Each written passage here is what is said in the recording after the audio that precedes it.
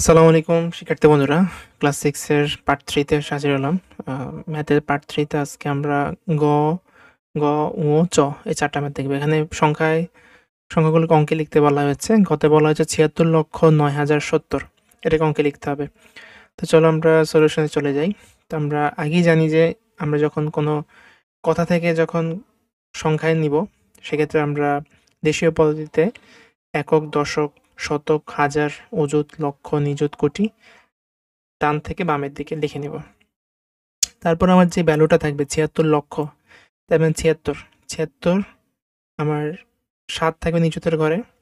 ৭৬ যেহেতু ২টা অঙ্ক নিয়ে গঠিত, ৭ থাকবে নিযুতের ঘরে, ৬ থাকবে লক্ষের ঘরে। এখানে অযুতের কোনো মান নাই, ৯,০০০ কথা বলা হয়েছে, তার মানে ০ থাকবে অযুতের ঘরে। যেহেতু ৯,০০০, হাজারে ৯, আর শতকের কোনো মান দেওয়া নেই, তার মানে ০ বসবে, আর ৭০, ৭০-এর জন্য ৭ শূন্য বসবে।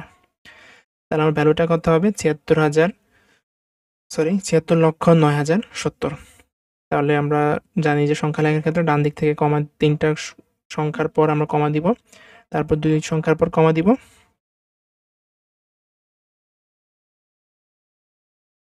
পরবর্তী সংখ্যাটি হচ্ছে ৩০,০৯,০০০,০০০। এটি লেখার ক্ষেত্রে আমরা ঠিক আগের পদ্ধতি ফলো করব। ৩০ লক্ষ, যেমন নিচুতের ঘরে ৩ আর লক্ষের ঘরে ০ বসবে, যেহেতু আমরা ৩০ লক্ষ মানে ৩ শূন্য, তাই না? ৩ শূন্য তো ৩০। তাহলে এখানে একক স্থানীয় অঙ্ক, মানে এই অঙ্কের জন্য যেটা, সেটার ০ বসবে আমার লক্ষের ঘরে, নিযুত বসবে ৩-এর ঘরে। অযুতের এখানে কোনো ভ্যালু নাই, হাজারের কোনো ভ্যালু বলা নেই, তার মানে হাজার এবং অযুত ২টা ০ বসবে। আমরা জানি যে কোনো কিছু যদি বলা না থাকে তাহলে সেই ঘরে ০ বসবো। ৯শত, তার মানে শতকের ঘরে ৯ বলা আছে, ৯, শতকের ঘরে ৯ বসাবো। ৯শত কত? ৪। এখানে ৪ বলা আছে, তার মানে দশক স্থানীয় কোনো অঙ্ক নাই, একক স্থানীয় অঙ্কে ৪ বসে যাবে, শেষ। এবং এই কথাগুলো তোমরা লিখে দিবা।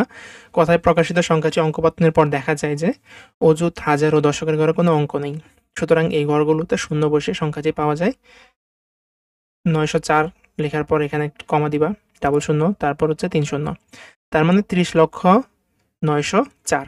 এটা আমরা যখন কথায় থেকে অঙ্কে লিখবো তখন এভাবে লিখবো।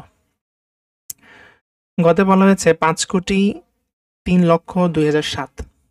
এটা লেখার ক্ষেত্রে ঠিক আগের মতো একক থেকে কোটি পর্যন্ত লিখে নিব। ৫ কোটি, আবার কোটিতে চলে আসছে, তার মানে কোটিতে আমরা ৫ লিখে নিব। নিযুতের ঘরে কিছু বলা নাই, ০ থাকবে। ৩ লক্ষ, তাই না? ৩ লক্ষের কথা বলা আছে, ৩ লক্ষ, তার লক্ষের ঘরে ৩ বসবে। ২,০০০, তাহলে অযুতের ঘরে কিছু বলা না, ২,০০০, তার মানে হাজারের ঘরে ২ বসবে। ৭, শতকের ঘরে কিছু বসবে না, দশের ঘরে কিছু বসবে না, মানে ০ বসবে। কিছু বসবে না মানে ০ বসবে, কিছু বলা নাই মানে ০ বসবে, আর এককের ঘরে ৭ বসবে। এখন সর্বশেষ আমরা ৫,৩,০০,০০০,২০০৭ এটা কীভাবে লিখবো? এভাবে লিখবো। এখানে আমরা জানি যে সংখ্যাটি লেখার পর ডান দিক থেকে ৩ অঙ্ক পর আমরা কমা দিব, তার পরবর্তীতে প্রতি ২ অঙ্ক পর পর কমা দিব। ঠিক আছে? আচ্ছা, পরবর্তী প্রশ্নে বলা হয়েছে কি? আচ্ছা, আমরা এখানে দেখি। ওতে বলা হয়েছে ৯৮,৭,০৫,০০০,০০০। এখন ৯৮ কোটি, তার মানে কোটির ঘরে আমরা ৯৮ বসাবো, তাই না?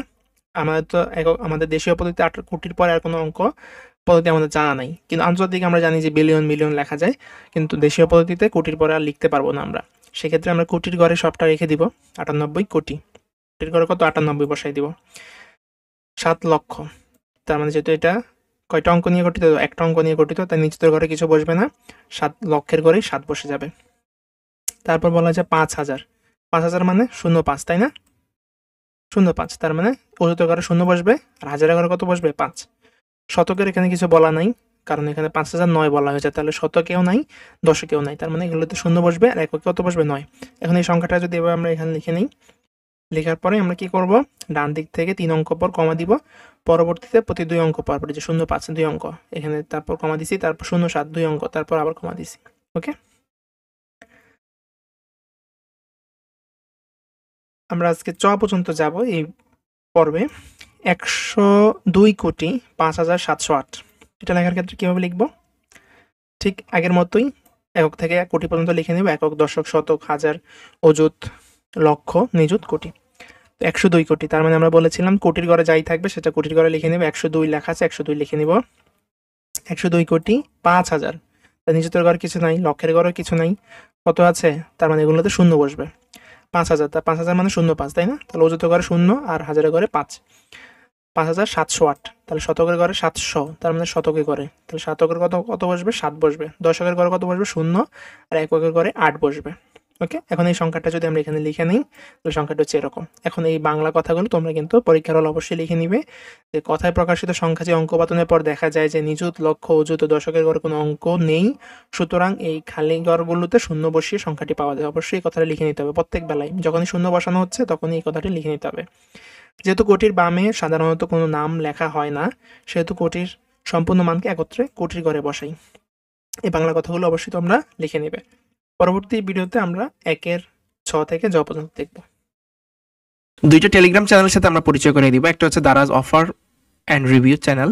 এই টেলিগ্রাম চ্যানেলে আপনারা দারাজের সকল অফার এখানে পেয়ে যাবেন। কোন পণ্যটি সবচেয়ে কম দামে এখানে কিনতে পাবেন, দেখেন এখানে জ্যাকেটটি সবচেয়ে কম দামে পাবেন, কখন পাবেন, কীভাবে পাবেন, কোন কোন বাউচার এখানে ব্যবহার করতে পারবেন, কী কী ডিজাইনের রয়েছে, ফ্লাক্স দেখতে পাচ্ছেন। এখানে সকল পণ্য, দারাজের যত পণ্য আছে, কোন পণ্যটা কখন ছাড়া আছে সেটা দেখার জন্য এখান থেকে আপনারা এই লিঙ্ক থেকে ডাউনলোড কিনতে পারবেন আপনার দারাজের পণ্যগুলো।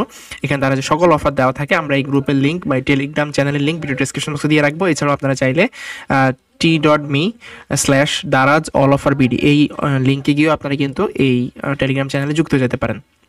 এই টেলিগ্রাম চ্যানেলে যাবতীয় সকল অফার পেয়ে যাবেন। আচ্ছা, আরেকটা চ্যানেল আছে, সেটা হচ্ছে গভর্নমেন্ট জব সার্কুলার বিডি। এখানে আপনারা কিন্তু সরকারি সকল সার্কুলারগুলো খুব সহজে পেয়ে যাবেন। এই চ্যানেলটির লিঙ্ক হচ্ছে Telegram t.me/government job circular BD. এই ওয়েবসাইটের লিঙ্ক, এই দুইটা চ্যানেলের লিঙ্ক ভিডিও ডেসক্রিপশন বক্সে দেওয়া থাকবে। আপনারা চাইলে সেখান থেকে এই চ্যানেলগুলোতে যুক্ত হয়ে যেতে পারেন।